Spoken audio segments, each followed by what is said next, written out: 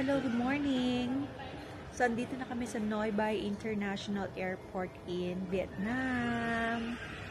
So, yung airport nila, a little similar lang sa Manila. Medyo maliit lang siya. So, itutour ko kayo kung saan kayo pwedeng bumili ng SIM card. So, ito yung pinakasikat na bilihan ng SIM card, ang Viettel. So, kami, ang kinuha namin is unlimited, good for 10 days since more than a week kami dito. That's around like almost 900 pesos, parang ganun. So, wala na siyang data cap, unlimited, and high speed na daw siya. So, if you are using naman foreign money, pwede kayong magpapalit dito. So far, nag-check kami kanina ng rates sa iba pang mga foreign exchange.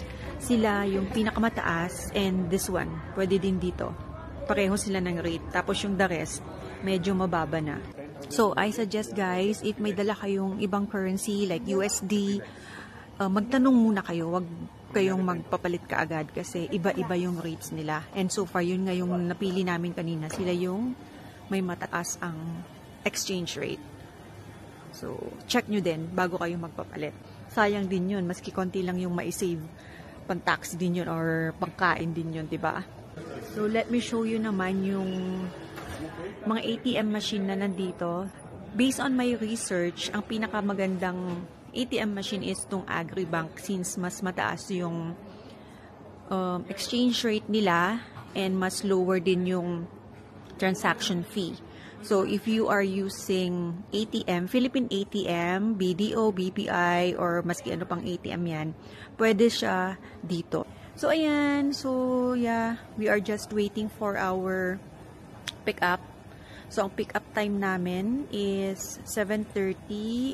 Dito na kami sa labas ng Noi Bai International Airport at hinihintay na lang namin yung aming sundo. So, pupunta tayo sa northern part ng Vietnam. Yun yung magiging first leg ng ating Vietnam trip. And mga 6 hours daw from Hanoi papunta doon. Ito pala yung sinabi na meeting point. Pole 10. Kung sa atin, sa Pilipinas, Bay Area, sa kanila, they call it Pole. Bye for now. See you ulit later. First bus stop.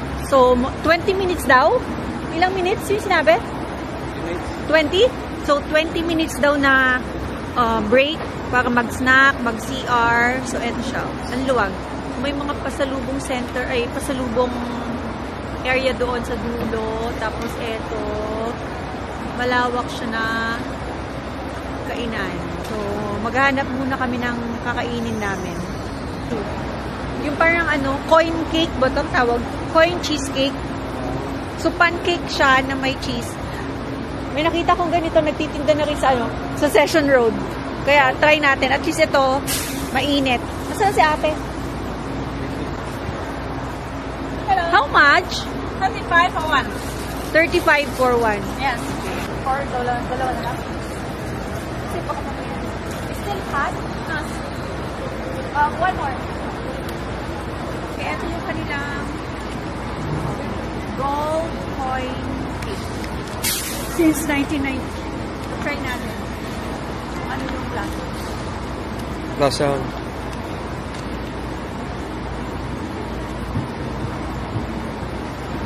Pancake. Pancake lang na. Pancake. Hello, so we're going to have dinner outside and let's explore Sapa City Center at night.